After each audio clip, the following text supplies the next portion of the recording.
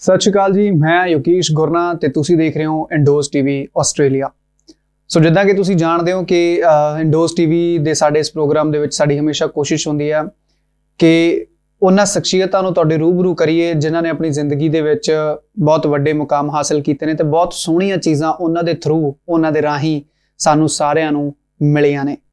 ਸੋ ਅੱਜ ਇੱਕ ਇੱਦਾਂ ਦੀ ਹੀ ਸ਼ਖਸੀਅਤ ਮੇਰੇ ਨਾਲ ਮੌਜੂਦ ਹੈ ਜੀ, ਜਿਨ੍ਹਾਂ ਨੂੰ ਵੈਸੇ ਤੁਸੀਂ ਸਾਰੇ ਹੀ ਜਾਣਦੇ ਹੋ, ਉਹਨਾਂ ਦਾ ਨਾਮ ਵੀ ਤੁਸੀਂ ਬਹੁਤ ਵਾਰ ਸੁਣਿਆ ਹੋਣਾ, ਪੜ੍ਹਿਆ ਹੋਣਾ, ਜਿਨ੍ਹਾਂ ਦਾ ਨਾਮ ਹੈ ਜੀ ਧਰਮ ਕੰਮਿਆਣਾ। ਬਹੁਤ ਸਾਰੀਆਂ ਆਡੀਓ ਕੈਸਟਾਂ ਦੇ ਇੱਕ ਦੌਰ ਸੀ 90s ਦਾ, ਜਦੋਂ ਆਡੀਓ ਕੈਸਟਾਂ ਸਾਡੀਆਂ ਚੱਲਦੀਆਂ ਸੀ ਤਾਂ ਉਹਨਾਂ ਕੈਸਟਾਂ ਦੇ ਉੱਪਰ ਅਕਸਰ ਇਹ ਨਾਂ ਸਾਨੂੰ ਦੇਖਣ ਨੂੰ ਇੱਕ ਫੋਟੋ ਦੇ ਨਾਲ ਪੜ੍ਹਨ ਨੂੰ ਤੇ ਦੇਖਣ ਨੂੰ ਮਿਲ ਜਾਂਦਾ ਸੀ। ਧਰਮ ਕੰਮਿਆਣਾ ਜੀ, ਗੱਲ ਕਰੀਏ ਇਹਨਾਂ ਦੀ ਤਾਂ ਜ਼ਿੰਦਗੀ ਦੇ ਵਿੱਚ ਬਹੁਤ ਸਾਰੀਆਂ ਚੀਜ਼ਾਂ ਇਹਨਾਂ ਨੇ ਲਿਖੀਆਂ, ਗਾਣੇ ਵੀ ਲਿਖੇ, ਨਾਵਲ ਵੀ ਲਿਖੇ ਤੇ ਬਹੁਤ ਸਾਰੀਆਂ ਸਾਹਿਤਕ ਲਿਖਤਾਂ ਇਹਨਾਂ ਨੇ ਲਿਖੀਆਂ ਤੇ ਪਟਿਆਲਾ ਦੇ ਭਾਸ਼ਾ ਵਿਭਾਗ ਦੇ ਵਿੱਚੋਂ ਸਹਾਇਕ ਡਾਇਰੈਕਟਰ ਦੇ ਤੌਰ ਤੇ ਰਿਟਾਇਰ ਵੀ ਹੋਏ। ਉਹਨਾਂ ਨੇ ਕਾਫੀ ਭਾਸ਼ਾ ਵਿਭਾਗ ਦੇ ਨਾਲ ਜੁੜ ਕੇ ਕੰਮ ਕੀਤਾ, ਮਾਂ ਬੋਲੀ ਦੇ ਲਈ ਸੇਵਾ ਵੀ ਕੀਤੀ ਤੇ ਇੱਕ ਸਾਹਿਤਕਾਰ ਦੇ ਤੌਰ ਤੇ ਇਹ ਜਾਣੇ ਜਾਂਦੇ ਨੇ।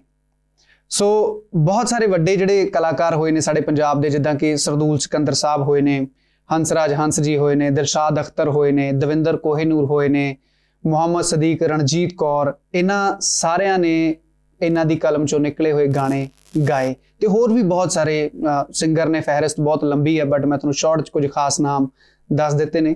ਸੋ ਆਓ ਅੱਜ ਕੁਝ ਇਹਨਾਂ ਨਾਲ ਗੱਲਾਂ ਬਾਤਾਂ ਕਰਦੇ ਹਾਂ ਕਿ ਕਿਵੇਂ ਰਿਹਾ ਜ਼ਿੰਦਗੀ ਦਾ ਸਫ਼ਰ ਤੇ ਕਿਹੜੀਆਂ-ਕਿਹੜੀਆਂ ਇਹਨਾਂ ਨੇ ਚੀਜ਼ਾਂ ਲਿਖੀਆਂ, ਕਿਉਂ ਲਿਖੀਆਂ, ਕਿਵੇਂ ਰਾਈਟਰ ਬਣ ਗਏ।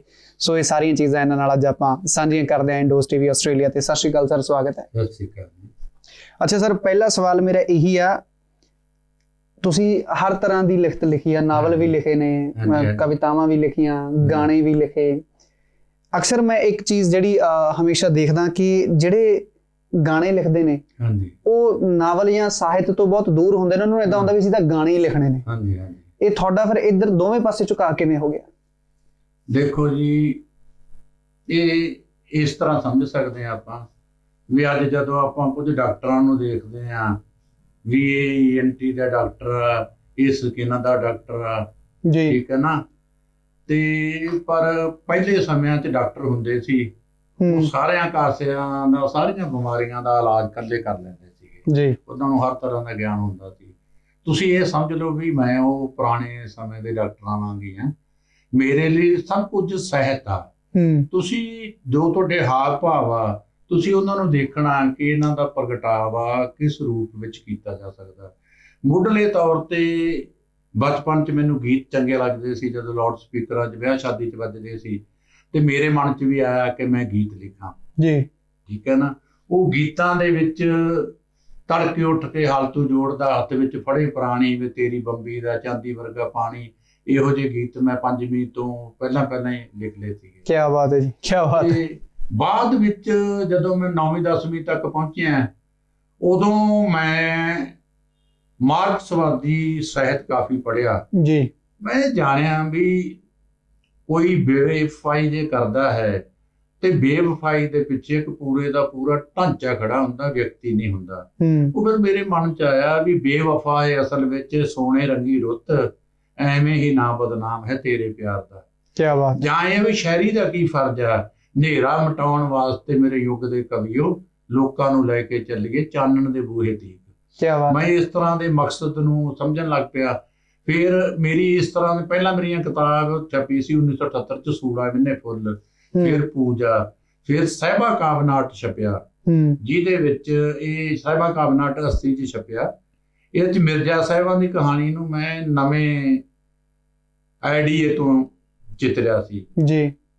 ਤੇ ਉਹਦੇ ਵਿੱਚ ਮੈਂ ਕੁਝ ਪੱਖ ਵੀ ਉਚਾਰੇ ਸੀ ਵੀ ਸਾਹਿਬਾਂ ਆਪਦੀ ਸਹੇਲੀ ਨੂੰ ਕਹਿੰਦੀ ਆ, ਹਰ ਗੱਭਰੂ ਚਾਹੇ ਮੇਰੀ ਕੋਈ ਹੋਏ ਮਹਿਬੂਬਾ, ਪਰ ਕੋਈ ਜਰ ਸਕਦਾ ਨਾ ਜੇਕਰ ਭੈਣ ਕਿਸੇ ਦੀ ਕਿਸੇ ਹੋਰ ਦੀ ਬਣ ਜਾਂਦੀ ਹੈ ਨੀ ਮਹਿਬੂਬਾ। ਆਖਰ ਹਰ ਮਹਿਬੂਬ ਕਿਸੇ ਦੀ ਭੈਣ ਹੁੰਦੀ ਹੈ, ਆਖਰ ਹਰ ਮਹਿਬੂਬ ਕਿਸੇ ਦੀ ਧੀ ਹੁੰਦੀ ਹੈ, ਕਿਸੇ ਚਿੱਟੀ ਪੱਗ ਵਾਲੇ ਬਾਪ ਦੇ ਘਰ ਦੀ ਇੱਜ਼ਤ ਵੀ ਹੁੰਦੀ ਹੈ। ਜਿਉਂ-ਜਿਉਂ ਧੀ ਦਾ ਕਦ ਵੱਧਦਾ ਹੈ, ਬਾਬਲ ਦੇ ਸੰਸੇ ਨੇ ਵੱਧਦੇ, ਪਰ ਕੋਈ ਕਿੰਜ ਲਕਾਵੇ ਅੜੀਏ ਬੁੱਕਲ ਵਿੱਚ ਅੰਗਾਰੇ ਮੰਗਦੇ। ਨਹੀਂ, ਇਸ ਤਰ੍ਹਾਂ ਦੇ ਉਹਦੇ ਵਿੱਚ ਇਹ ਵੀ ਸੀਗਾ ਵੀ ਮਿਰਜ਼ੇ ਸਾਹਿਬਾਂ ਦਾ ਰਿਸ਼ਤਾ ਕਿਉਂ ਨਹੀਂ ਹੋਇਆ। ਮੈਂ ਉਹਦੇ ਵਿੱਚ ਇਹ ਚਿਤਰਿਆ ਵੀ ਜਿਹੜੀ ਸਾਹਿਬਾਂ ਉਹ ਥੋੜ੍ਹੀ ਅਮੀਰ ਪਰਿਵਾਰ ਦੇ ਵਿੱਚੋਂ ਆ ਤੇ ਮਿਰਜ਼ੇ ਦਾ ਜਿਹੜਾ ਪਰਿਵਾਰ ਆ ਉਹ ਸਮੇਂ ਦੇ ਵਹਿਣ ਦੇ ਨਾਲ ਥੋੜ੍ਹਾ ਨਾ ਗਰੀਬੀ ਵਾਲੇ ਪਾਸੇ ਨੂੰ ਆ ਗਿਆ, ਜ਼ਮੀਨ ਉਹਨਾਂ ਦੀ ਖੁੱਸਦੀ ਗਈ। ਤੇ ਉਹ 'ਚ ਉਹਦੀ ਮਾਸੀ ਬੀਬੋ ਕਹਿੰਦੀ ਹੈ ਮਿਰਜ਼ੇ ਨੂੰ, ਪਿਓ ਜਦੋਂ ਧੀ ਦਾ ਕਰਦਾ ਹੈ ਰਿਸ਼ਤਾ ਵਰ ਨਾਲੋਂ ਪਹਿਲਾਂ ਜਾਇਦਾਦ ਪੁੱਛਦਾ। ਯਾਨੀ ਉਹ ਤਾਂ ਕਹਿਣ ਘੁਮਾਉਣ ਨੂੰ ਤਾਂ ਰਿਸ਼ਤੇ ਹੁੰਦੇ ਨੇ ਵੀ ਮੁੰਡੇ ਕੁੜੀ ਦੇ ਆ, ਪਰ ਇਹ ਅਸਲ ਵਿੱਚ ਸਾਡੇ ਸਮਾਜ 'ਚ ਜਾਇਦਾਦਾਂ ਦੇ ਰਿਸ਼ਤੇ ਹੁੰਦੇ ਨੇ, ਦੇਖੇ ਜਾਂਦੇ ਨੇ। ਇਸ ਤਰ੍ਹਾਂ ਦੀਆਂ ਉਹ 'ਚ ਨਵੀਆਂ ਗੱਲਾਂ ਆਈਆਂ। ਉਸ ਤੋਂ ਬਾਅਦ ਫਿਰ ਗੁਰਸ਼ਰਨ ਸਿੰਘ ਨੇ 82 'ਚ ਮੇਰੀ ਛਾਪੀ ਕਿਤਾਬ ਜਿਹੜੀ ਮੈਨੂੰ ਹੱਸਣਾ ਭੁੱਲ ਗਿਆ ਮਾਂ, ਉਹ ਕਾਫੀ ਮੈਨੂੰ ਉਹਨੇ ਸਾਹਿਤਕ ਤੌਰ ਤੇ ਲੋਕਾਂ ਦੇ ਵਿੱਚ ਇਹ ਪਾਪੂਲਰ ਕੀਤਾ। ਉਹਦੇ ਵਿੱਚ ਵੀ ਇਹੀ ਕਨਸੈਪਟ ਆਇਆ ਸੀ ਵੀ ਮੈਂ ਮੰਨਦਾ ਹਾਂ ਕਿ ਇਸ਼ਕ ਵਿੱਚ ਹਾਰ ਜਾਣਾ ਬੜੀ ਵੱਡੀ ਨਮੋਸ਼ੀ ਹੈ। ਇਸ਼ਕ ਵਿੱਚ ਮੈਂ ਨਹੀਂ, ਮੇਰੀ ਜਮਾਤ ਦਾ ਸੱਚ ਹਰਿਆ ਸੀ, ਸੁਨਹਿਰੀ ਦੈਂਤ ਨੇ ਮੇਰੀਆਂ ਹਸਰਤਾਂ ਨੂੰ ਕਤਲ ਕਰਿਆ ਸੀ। ਕੀ ਬਾਤ ਹੈ, ਕੀ ਬਾਤ ਹੈ। ਅੱਛਾ, ਜਿਨ੍ਹਾਂ ਦੌਰ 'ਚ ਤੁਸੀਂ ਲਿਖਣਾ ਸ਼ੁਰੂ ਕਰਿਆ, ਉਹਨਾਂ ਦੌਰ 'ਚ ਇੱਕ ਗੱਲ ਜਿਹੜੀ ਮੈਂ ਸੁਣਦਾ, ਸ਼ਾਇਦ ਹੋ ਸਕਦਾ ਅਫਵਾਹ ਵੀ ਹੋਵੇ, ਕਿ ਰਾਈਟਰਾਂ ਨੂੰ ਜਾਂ ਸਾਹਿਤਕਾਰਾਂ ਨੂੰ ਬਹੁਤ ਲਾਈਟਲੀ ਲੈ ਲੈਂਦੇ ਸੀ ਕਿ ਇਹ ਜੇ ਕੋਈ ਕਹਿ ਦਿੰਦਾ ਸੀ ਨਾ ਕਿ ਮੈਂ ਸਾਹਿਤਕਾਰ ਹਾਂ, ਸਿੱਧੇ ਸ਼ਬਦਾਂ 'ਚ ਕਹਿ ਦਿੰਦੇ ਸੀ ਵੀ ਇਹਨੂੰ ਕੁੜੀ ਨਾ ਵਿਆਹਿਓ, ਵੀ ਇਹ ਤਾਂ ਵਿਹਲਾ ਹੈ, ਇਹਨੂੰ ਕੁਛ ਨਹੀਂ ਮਿਲਦਾ ਹੋਣਾ, ਇਹ ਤਾਂ ਪੈਨ ਕਾਪੀ ਚੱਕਦਾ ਹੋਣਾ। ਤੁਹਾਨੂੰ ਕੁਛ ਇਦਾਂ ਦਾ ਉਹਨਾਂ ਟਾਈਮਾਂ 'ਚ ਕੋਈ ਸਾਹਮਣਾ ਜਾਂ ਘਰ ਵਾਲਿਆਂ ਵੱਲੋਂ ਪ੍ਰੈਸ਼ਰ ਵੀ ਆਹ ਤੂੰ ਕੀ ਕਰਨ ਲੱਗ ਗਿਆ, ਵੀ ਕੋਈ ਕੰਮ ਕਰ ਦੇਖ? ਨਹੀਂ, ਇਹਦੇ ਪਿੱਛੇ ਨਾ ਮੈਂ ਤੁਹਾਨੂੰ ਹੋਰ ਕਾਰਨ ਦੱਸਾਂਗਾ। ਇੱਕ ਹੁੰਦਾ ਸਾਹਿਤਕਾਰ ਹੋਣਾ, ਇੱਕ ਹੁੰਦਾ ਸਾਹਿਤਕਾਰ ਬਣਨਾ, ਇੱਕ ਹੁੰਦਾ ਸਾਹਿਤਕਾਰ ਲੱਗਣਾ। ਉਹ ਜਿਹੜਾ ਸਾਹਿਤਕਾਰ ਲੱਗਣਾ ਦੀ ਬਿਮਾਰੀ ਜਿਨ੍ਹਾਂ ਨੂੰ ਹੁੰਦੀ ਸੀ ਨਾ, ਵੀ ਉਹਨਾਂ ਦੇ ਪੱਲੇ ਦੱਲੇ ਤਾਂ ਕੋਈ ਬਹੁਤਾ ਕੁਛ ਹੁੰਦਾ ਨਹੀਂ ਸੀ। ਐਵੇਂ ਚਾਰ ਤੁਕਾਂ ਨੇ ਜੋੜ ਲਈਆਂ ਵੀ ਬੋਤੀ ਉੱਤੇ ਬੈਠ ਗਏ, ਚਾਰ ਨਿਹੰਗ ਜੀ ਬੋਤੀ ਪਈ ਰਹਿੰਦੀ ਬਸ ਇੱਧਰ ਉੱਧਰ ਦੀਆਂ ਮਾਰਦੀਆਂ ਚਾਰ ਗੱਲਾਂ, ਤੇ ਫਿਰ ਉਹ ਸਮਝਦੇ ਸੀ ਵੀ ਇਹਦੇ ਸਾਹਿਤਕਾਰ ਆ, ਇਹ ਸ਼ਰਾਬ ਬੜੀ ਪੀਂਦੇ ਨੇ। ਉਹ ਸ਼ਰਾਬ ਪੀ ਕੇ ਤਾਂ ਤੁਸੀਂ ਕਮੜੀਆਂ ਮਾਰ ਸਕਦੇ, ਕੀ ਲਿਖੋਗੇ? ਦਾਰੂ ਸ਼ਾਰੂ ਪੀ ਲਈ ਤੇ ਚੱਜ ਦੇ ਉਹ ਜਿਹੜੇ ਕਾਰੋਬਾਰ ਨਾ ਕਰਨੇ, ਕੰਮ ਨਾ ਚੱਜ ਦੇ ਕਰਨੇ, ਪੜ੍ਹਾਈ ਵੱਲ ਧਿਆਨ ਨਾ ਦੇਣਾ। ਮੁੱਢਲਾ ਫਰਜ਼ ਤਾਂ ਬੰਦੇ ਦਾ ਹੁੰਦਾ ਵੀ ਉਹ ਪੜ੍ਹ ਲਿਖ ਕੇ ਕੋਈ ਕਮਾਊ ਬਣੇ ਤੇ ਆਪਦੀ ਕਬੀਲਦਾਰੀ ਚਲਾਉਣ ਯੋਗ ਬਣੇ। ਬਾਕੀ ਤਾਂ ਗੱਲਾਂ ਬਾਅਦ 'ਚ। ਹਾਂ, ਜੇ ਸਾਹਿਤ ਵੀ ਤੁਹਾਡਾ ਪ੍ਰੋਫੈਸ਼ਨ ਬਣ ਸਕਦਾ ਹੈ, ਇਹ 'ਚ ਤੁਸੀਂ ਪੈਸੇ ਕਮਾ ਸਕਦੇ ਹੋ, ਤੇ ਬਹੁਤ ਵਧੀਆ ਗੱਲ ਹੈ ਜੇ ਤੁਸੀਂ ਉਹਨੂੰ ਇਸ ਪਾਸੇ ਵੱਲ ਤੋਰ ਸਕਦੇ ਹੋ। ਤੇ ਉਹ ਤਾਂ ਫਿਰ ਹੁਣ ਐਂ ਸੀਗਾ ਵੀ ਉਹ ਕੋਈ ਘਰ ਵਾਲੀ ਕਹਿੰਦੀ ਵੀ ਮੈਂ ਘਰੋਂ ਤਾਂ ਉਹਦੇ ਘਰ ਵਾਲੇ ਨੂੰ ਬੰਦਾ ਬਣਾ ਕੇ ਤੋਰਦੀ ਆ, ਪਰ ਰਾਤ ਨੂੰ ਸ਼ਾਇਰ ਬਣਿਆ ਆਉਂਦਾ ਦਾਰੂ ਪੀ ਕੇ। ਨਹੀਂ, ਉਸ ਤਰ੍ਹਾਂ ਨਹੀਂ ਹੈ। ਜਿਹੜੇ ਬੰਦੇ ਸਾਹਿਤਕਾਰ ਅਸਲ ਹੁੰਦੇ ਨੇ, ਜੇ ਮੈਂ ਕਲਾਸ 1 ਗਾਈਟਡ ਅਫਸਰ ਤੱਕ ਪਹੁੰਚਿਆ ਇੱਕ ਪਿੰਡ ਤੋਂ ਚੱਲ ਕੇ, ਉਹ ਇਸ ਕਰਕੇ ਪਹੁੰਚਿਆ ਕਿ ਮੇਰੇ ਮਨ 'ਚ ਸਾਹਿਤ ਦੀ ਲਗਨ ਸੀ। ਉਸ ਸਾਹਿਤ ਦੀ ਲਗਨ ਨੇ ਮੈਨੂੰ ਪੜ੍ਹਨ ਦੇ ਰਾਹ ਤੋਰਿਆ, ਗਿਆਨ ਦੇ ਰਾਹ ਤੋਰਿਆ। ਮੈਂ ਸਿਲੇਬਸ ਤੋਂ ਬਾਹਰੀਆਂ ਵੀ ਬਹੁਤ ਸਾਰੀਆਂ ਕਿਤਾਬਾਂ ਸੀ ਜਿਹੜੀਆਂ ਪੜ੍ਹਦਾ ਰਹਿੰਦਾ ਸੀਗਾ, ਸਮਝ ਗਏ ਨਾ। ਤੇ ਮੈਨੂੰ ਹੁੰਦਾ ਸੀ ਵੀ ਮੈਂ ਜ਼ਿੰਦਗੀ 'ਚ ਕੁਛ ਬਣਨਾ ਹੈ। ਮੇਰੇ ਮਨ 'ਚ ਕੋਈ ਨਿੱਕਾ ਮਕਸਦ ਹੀ ਨਹੀਂ ਸੀ। ਮੇਰੇ ਮਨ 'ਚ ਘੱਟੋ ਘੱਟ ਪ੍ਰੋਫੈਸਰ ਬਣਨ ਦੀ ਇੱਛਾ ਨਹੀਂ ਸੀ। ਮੈਂ ਟਾਈਪ ਨਹੀਂ ਸਿੱਖੀ ਕਿਉਂਕਿ ਮੈਂ ਕਲਰਕ ਨਹੀਂ ਸੀ ਬਣਨਾ ਚਾਹੁੰਦਾ। ਮੈਂ B.Ed ਨਹੀਂ ਕੀਤੀ, ਮੈਂ ਮਾਸਟਰ ਨਹੀਂ ਸੀ ਬਣਨਾ ਚਾਹੁੰਦਾ, ਸਮਝ ਗਏ ਨਾ। ਮੇਰੇ ਮਨ 'ਚ ਇੱਕ ਇੱਛਾ ਸੀ ਵੀ ਮੈਂ ਅੱਗੇ ਤੱਕ ਜਾਣਾ ਹੈ। ਬਾਕੀ ਕੁਦਰਤ ਵੀ ਉਹਨਾਂ ਦੀ ਮਦਦ ਕਰਦੀ ਹੈ, ਜਿਹੜੇ ਇਮਾਨਦਾਰੀ ਨਾਲ ਮਿਹਨਤ ਕਰਦੇ ਨੇ, ਇਮਾਨਦਾਰੀ ਨਾਲ ਮਿਹਨਤ ਕਰਦੇ ਨੇ, ਪੜ੍ਹਦੇ ਨੇ, ਲਿਖਦੇ ਨੇ, ਆਪਣੇ ਟੀਚਰਾਂ ਦਾ, ਆਪਣੇ ਅਧਿਆਪਕਾਂ ਦਾ ਸਤਿਕਾਰ ਕਰਦੇ ਨੇ, ਮਾਤਾ ਪਿਤਾ ਦੇ ਆਗਿਆਕਾਰੀ ਹੁੰਦੇ ਨੇ, ਤੇ ਆਲੇ ਦੁਆਲੇ ਵਿੱਚ ਸਾਊ ਬੱਚੇ ਬਣ ਕੇ ਰਹਿੰਦੇ ਨੇ, ਨਸ਼ਿਆਂ ਪੱਤਿਆਂ ਤੋਂ ਬਚ ਕੇ ਰਹਿੰਦੇ ਨੇ। ਠੀਕ ਹੈ ਨਾ। ਇਹ ਕੁਛ ਹੁੰਦਾ ਵੀ ਤੁਹਾਨੂੰ ਇੱਕ ਸਰੀਰ ਦਿੱਤਾ ਕੁਦਰਤ ਨੇ ਅੱਗੇ ਆਉਣ ਲਈ, ਤੇ ਉਸ ਸਰੀਰ ਨੂੰ ਤੇ ਮਨ ਨੂੰ ਸਾਂਭ ਕੇ ਤੁਸੀਂ ਅੱਗੇ ਵਧਣਾ ਹੁੰਦਾ ਹੈ। ਜੇ ਤੁਸੀਂ ਉਹਨੂੰ ਕਾਮਯਾਬ ਹੋ ਗਏ ਸਾਂਭਣ 'ਚ, ਤੇ ਤੁਸੀਂ ਤਰੱਕੀ ਕਰ ਸਕਦੇ। ਜਿੰਨੇ ਵੀ ਦੁਨੀਆ 'ਚ ਮਹਾਨ ਬੰਦੇ ਹੋਏ ਆ ਤੇ ਵੱਡੇ ਹੋਏ ਆ, ਉਹ ਸਾਰੇ ਨਿੱਕੀਆਂ ਥਾਵਾਂ ਤੋਂ ਤੁਰ ਕੇ ਉੱਪਰ ਪਹੁੰਚੇ ਨੇ। ਤੇ ਜਿਹੜੇ ਬੰਦਿਆਂ 'ਚ ਅਕਲ ਹੈ ਨਹੀਂ ਸੀ, ਉੱਪਰਲੀਆਂ ਥਾਵਾਂ ਤੋਂ ਵੀ ਮੈਂ ਥੱਲੇ ਆਉਂਦੇ ਵੇਖੇ ਨੇ, ਕਿਉਂਕਿ ਉਹ ਸੰਭਾਲ ਨਹੀਂ ਸਕੇ ਜੋ ਉਹਨਾਂ ਕੋਲੇ ਸੀ। ਜਿਨ੍ਹਾਂ ਕੋਲੇ ਅਕਲ ਸੀ, ਗਿਆਨ ਸੀ, ਉਹ ਥੱਲਿਓਂ ਵੀ ਤਾਂ ਨੂੰ ਉੱਭਰ ਗਏ ਆਪਣੇ ਗਿਆਨ ਦੇ ਸਿਰ ਤੇ, ਆਪਣੀ ਅਕਲ ਦੇ ਸਿਰ ਤੇ। ਇਸ ਕਰਕੇ ਸਾਹਿਤਕਾਰ ਹੋਣਾ ਬਹੁਤ ਚੰਗੀ ਗੱਲ ਆ। ਮੇਰੇ ਸਾਹਿਤ ਨੇ ਮੈਨੂੰ ਇੱਥੋਂ ਤੱਕ ਲਿਆਂਦਾ, ਇੱਕ ਪਹਿਚਾਣ ਦਿੱਤੀ। ਈਵਨ ਜਦ ਮੇਰੀ ਇੰਟਰਵਿਊ ਹੋਈ ਭਾਸ਼ਾ ਵਿਭਾਗ ਵਿੱਚ, ਮੈਂ ਖੋਜ ਅਫਸਰ ਬਣਿਆ, ਤਾਂ ਜਿਹੜੇ ਬੰਦੇ ਮੇਰੀ ਇੰਟਰਵਿਊ ਕਰ ਰਹੇ ਸੀ ਉਹਨਾਂ ਵਿੱਚੋਂ ਇੱਕ ਐਕਸਪਰਟ ਮੈਨੂੰ ਬਾਅਦ 'ਚ ਮਿਲੇ। ਉਹ ਕਹਿੰਦੇ ਕਾਕਾ ਜੀ ਵੀ ਅਸੀਂ ਤੁਹਾਨੂੰ ਨੰਬਰ 1 ਤੇ ਸਿਲੈਕਟ ਤਾਂ ਕਰ ਲਿਆ ਸੀ, ਪਰ ਅਸੀਂ ਸੋਚਦੇ ਸੀ ਵੀ ਇਹ ਮੁੰਡਾ ਤਾਂ IAS ਅਫਸਰ ਬਣਨ ਵਾਲਾ ਹੈ, ਵੀ ਇਹ ਭਾਸ਼ਾ ਵਿਭਾਗ 'ਚ ਜੁਆਇਨ ਨਹੀਂ ਕਰੇਗਾ। ਤੇ ਇਹਦੇ ਪਿੱਛੇ ਸਿਰਫ ਕਾਰਨ ਗਿਆਨ ਸੀ ਜਿਹੜਾ ਮੇਰਾ ਪੜ੍ਹਿਆ ਸੀ। ਤੇ ਉਹ ਗਿਆਨ ਆ ਜਿਹੜਾ, ਉਹ ਤੁਹਾਨੂੰ ਮਾਨਸਿਕ ਤੌਰ ਤੇ ਵੀ ਤਾਕਤਵਰ ਬਣਾਉਂਦਾ, ਤੁਹਾਡੇ 'ਚ ਕੌਨਫੀਡੈਂਸ ਪੈਦਾ ਹੁੰਦਾ ਕਿ ਮੈਂ ਹਰ ਗੱਲ ਆ ਜਿਹੜੀ ਪੈਦਾ ਕਰ ਸਕਦਾ ਹਰ ਗੱਲ। ਤੇ ਮੈਂ ਇਹ ਵੀ ਸਮਝਦਾ ਜਿਹੜਾ ਬੰਦੇ ਦੇ ਚੰਗੇ ਵਿਚਾਰ ਨੇ, ਚੰਗਾ ਪੜ੍ਹਦਾ ਲਿਖਦਾ, ਤੁਹਾਡੇ ਸਮੁੱਚੇ ਸਰੀਰ ਤੇ, ਤੁਹਾਡੇ ਚਿਹਰੇ ਤੇ, ਤੁਹਾਡੇ ਹਾਵਾਂ ਭਾਵਾਂ 'ਚ, ਤੁਹਾਡੀ ਚੰਗੀ ਸਿਹਤ 'ਚ ਵੀ ਉਹ ਸਾਰਾ ਕੁਝ ਆਉਂਦਾ ਹੈ। ਤੇ ਜਿਹੜਾ ਬੱਚਾ ਚੰਗਾ ਸਾਹਿਤ ਪੜ੍ਹੂਗਾ, ਚੰਗੇ ਸਾਹਿਤ ਨਾਲ ਜੁੜੂਗਾ, ਜ਼ਰੂਰ ਤਰੱਕੀ ਕਰੂਗਾ। ਤੇ ਇਸ ਕਰਕੇ ਜਿਹੜੇ ਸਾਹਿਤਕਾਰਾਂ ਦੀ ਤੁਸੀਂ ਗੱਲ ਕਰਦੇ ਆ, ਉਹ ਸਾਹਿਤਕਾਰ ਲੱਗਣ ਦਾ ਯਤਨ ਕਰਦੇ ਨੇ, ਹੁੰਦੇ ਨਹੀਂ। ਤੇ ਉਹ ਬਸ 2-4 ਵਰਿਆਂ 'ਚ ਆਪਦਾ ਸ਼ੌਂਕ ਜਿਹਾ ਪੂਰਾ ਕਰਕੇ ਤੇ ਫਿਰ ਆਸੇ ਪਾਸੇ ਰੁੱਝ ਜਾਂਦੇ ਨੇ। ਅੱਛਾ, ਇੱਕ ਗੱਲ ਹੋਰ, ਕੁਝ ਸਾਹਿਤਕਾਰ ਇਹੋ ਜਿਹੇ ਮੈਂ ਦੇਖਿਆ ਜਾਂ ਪੜ੍ਹਦੇ ਆ, ਜਿਨ੍ਹਾਂ ਨੂੰ ਪੜ੍ਹਿਆ, ਕਿਸੇ ਦੀ ਕਲਮ ਤੇ ਇਤਿਹਾਸ ਦਾ ਪ੍ਰਭਾਵ ਰਿਹਾ ਤੇ ਕਿਸੇ ਦੀ ਕਲਮ ਤੇ ਮੌਜੂਦਾ ਵਕਤ 'ਚ ਚੱਲ ਰਹੀਆਂ ਕ੍ਰਾਂਤੀਆਂ ਦਾ ਪ੍ਰਭਾਵ ਰਿਹਾ। ਤੁਹਾਡੀ ਕਲਮ ਤੇ ਤੁਸੀਂ ਕਿਸ ਚੀਜ਼ ਦਾ ਪ੍ਰਭਾਵ ਮੰਨਦੇ ਸੀ? ਮੇਰੇ ਸਾਹਿਤ ਤੇ ਮੂਲ ਰੂਪ 'ਚ ਤਾਂ ਸਾਡੇ ਲੋਕ ਸਾਹਿਤ ਦਾ ਪ੍ਰਭਾਵ ਹੈ। ਸਾਡੇ ਲੋਕ ਗੀਤਾਂ ਦਾ, ਆਲੋਚਕਾਂ ਨੇ ਵੀ ਕਿਹਾ ਵੀ ਧਰਮ ਕੰਮਿਆਂ ਦੀ ਕਵਿਤਾ ਜਿਹੜੀ ਲੋਕ ਗੀਤਾਂ ਵਰਗੀ ਕਵਿਤਾ ਹੈ। ਠੀਕ ਹੈ ਨਾ।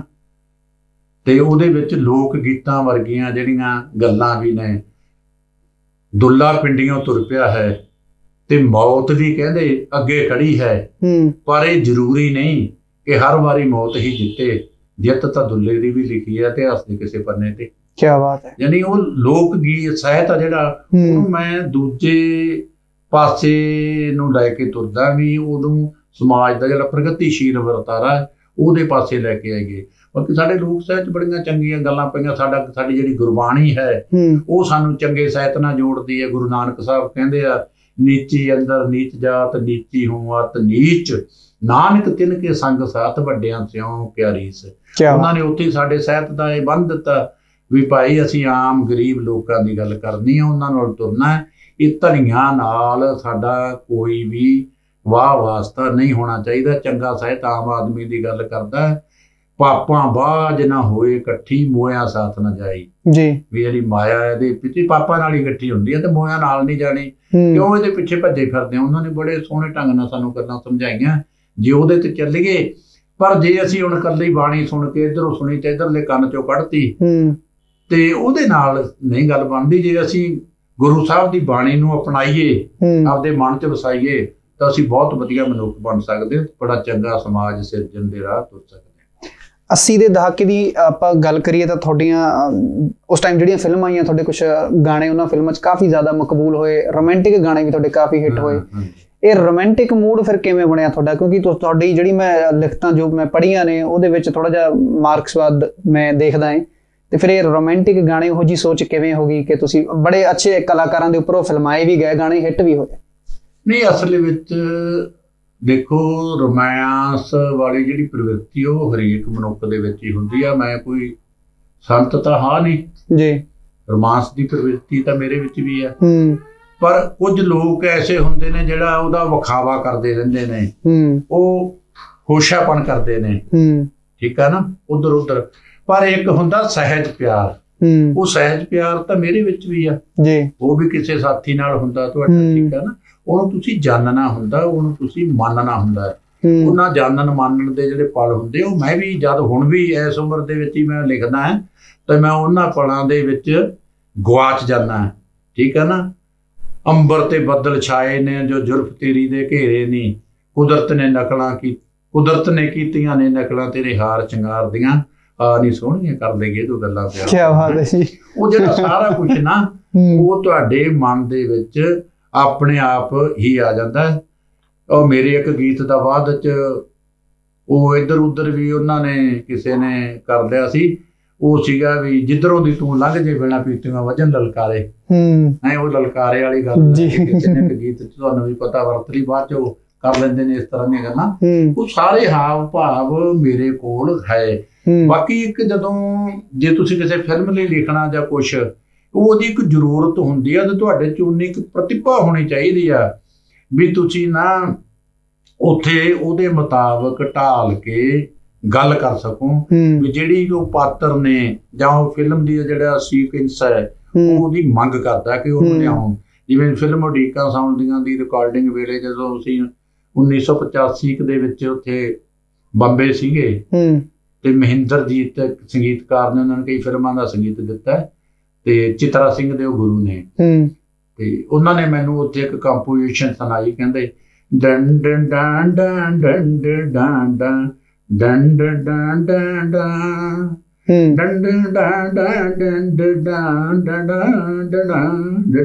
ਕਹਿੰਦੇ ਵੀ ਤੇ ਡੋਲੀ ਦਾ ਗੀਤ ਲਿਖਣਾ। ਮੈਂ ਲਿਖਤਾ ਉਹਨਾਂ ਨੂੰ, ਤੈਨੂੰ ਕਿਵੇਂ ਤੋਰੀਏ ਨੀ ਧੀਏ ਪਿਆਰੀਏ, ਪੈਂਦੇ ਨੇ ਕਲੇਜੇ ਵਿੱਚ ਹੌਲ ਪਿਆਰੀਏ, ਕੰਡਾ ਭੁੱਲ ਕੇ ਜੇ ਲਈਏ ਕਿਤੇ ਤੋੜਨੀ, ਰੋ ਪੈਂਦੀ ਉਦੋਂ ਕੰਡਿਆਲੀ ਥੋੜਨੀ, ਐਸਾ ਹੁੰਦਾ ਪਿਆਰ ਜਿੰਦੜੀ ਤੋਂ ਪਿਆਰੀਏ, ਤੈਨੂੰ ਕਿਵੇਂ ਤੋਰੀਏ ਨੀ ਧੀਏ ਪਿਆਰੀਏ। ਉੱਥੇ ਮੈਨੂੰ ਪੁਰਸ਼ੋਤਮ ਤੇ ਸਾਥਨਾ ਨੇ ਰਿਕਾਰਡ ਕਰਾਤਾ।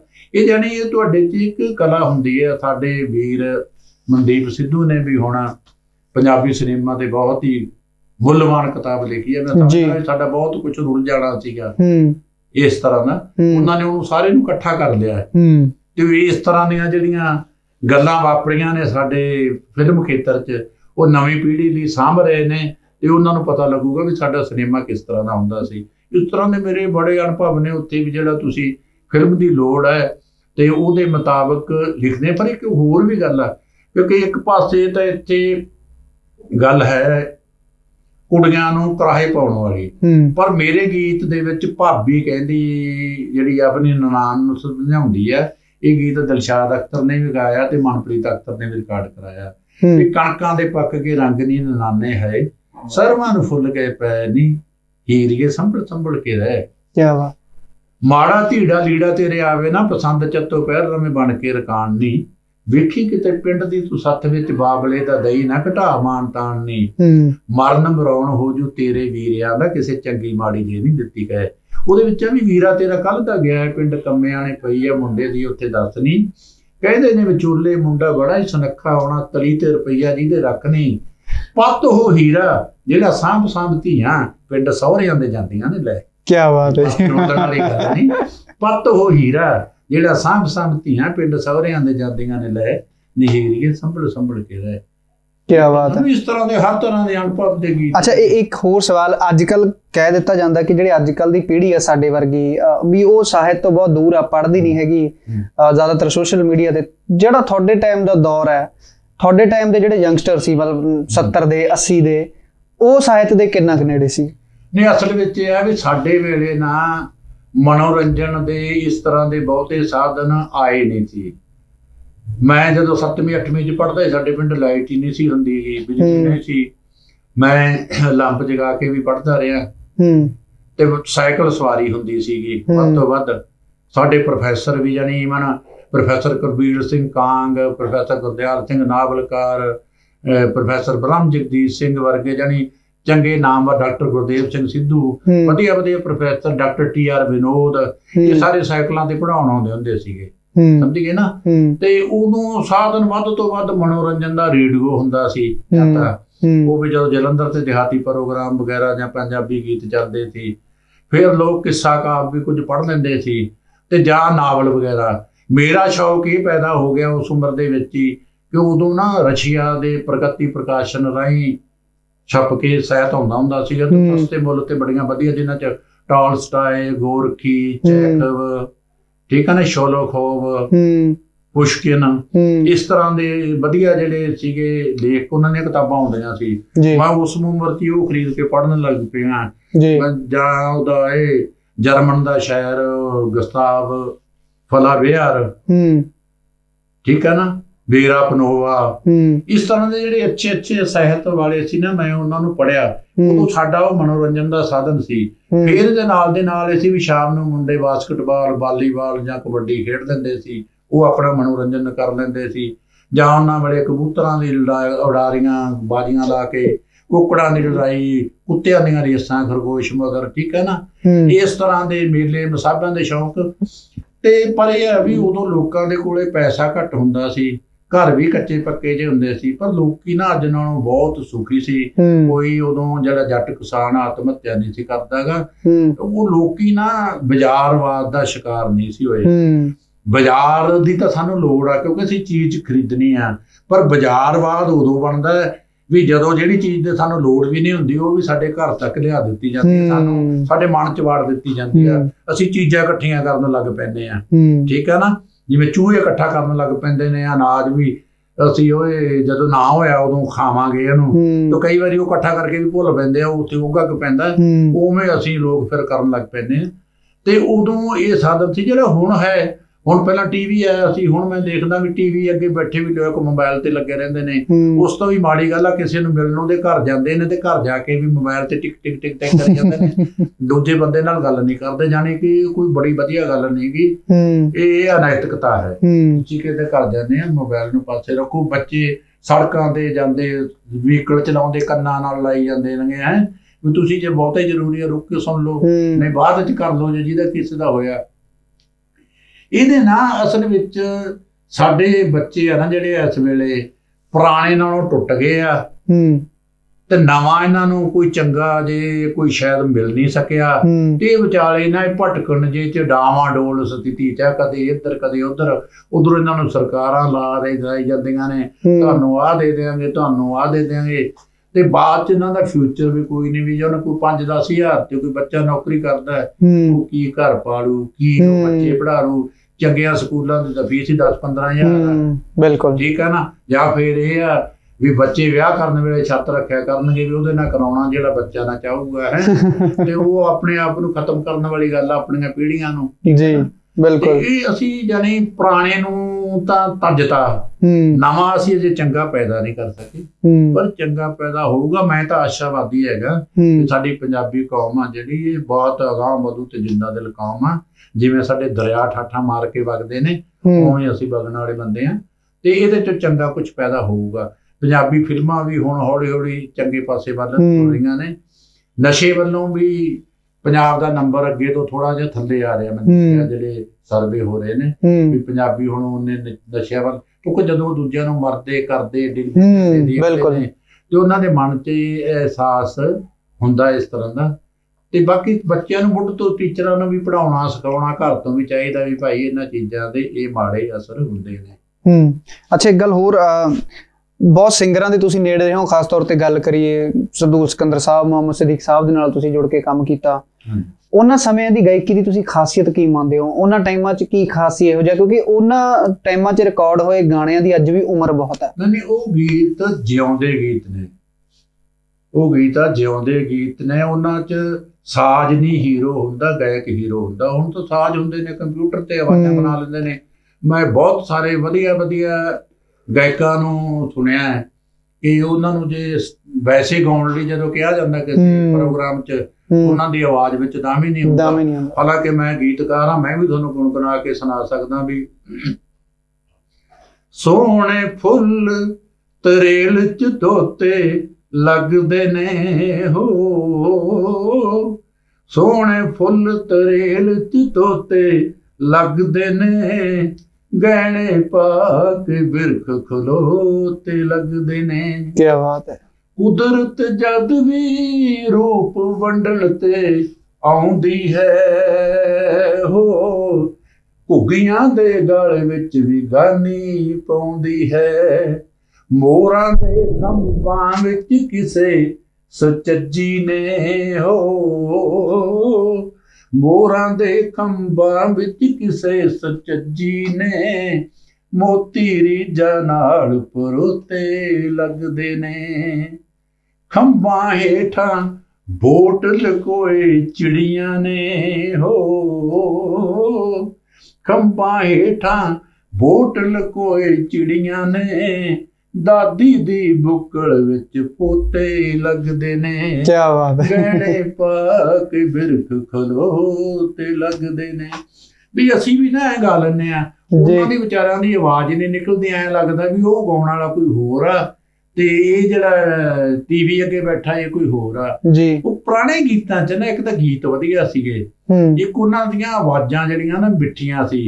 ਹੁਣ ਤਾਂ ਵੈਸੇ ਗੀਤ ਵੀ ਆ ਵੀ ਬੰਦਾ ਮੁੰਡਾ ਮਾਰਨ ਨੂੰ ਦੱਸ, ਜਿਵੇਂ ਕਿਹੜੇ ਮਾਰਦੇ ਹੁੰਦੇ ਆ, ਨਸ਼ਿਆਂ ਪੁੱਤਾਂ ਦੀਆਂ ਗੁਰਨਾਂ ਲੜਨ ਭਿੜਦੀਆਂ। ਜਿਹੜਾ ਹੈ ਤਾਂ ਸੰਗੀਤ ਆ, ਉਹ ਤਾਂ ਸਾਨੂੰ ਪਿਆਰ ਸਿਖਾਉਂਦਾ ਹੈ, ਲੋਕਾਂ ਨੂੰ ਆਪੋ ਵਿੱਚ ਜੋੜਦਾ ਹੈ। ਉਹ ਗਾਲਾਂ ਹੀ ਕੱਢਣੀਆਂ ਨੇ ਭਾਈ, ਗਏ ਤੇ ਬਾਹਰ ਤੇ ਜਾ ਕੇ ਕੱਢ ਲਓ, ਜਾਂ ਅਗਲਾ ਤੁਹਾਡਾ ਬਥਾੜਾ ਭਰ ਦੂ ਜਾਂ ਤੁਸੀਂ ਭਰ ਦਿਓ।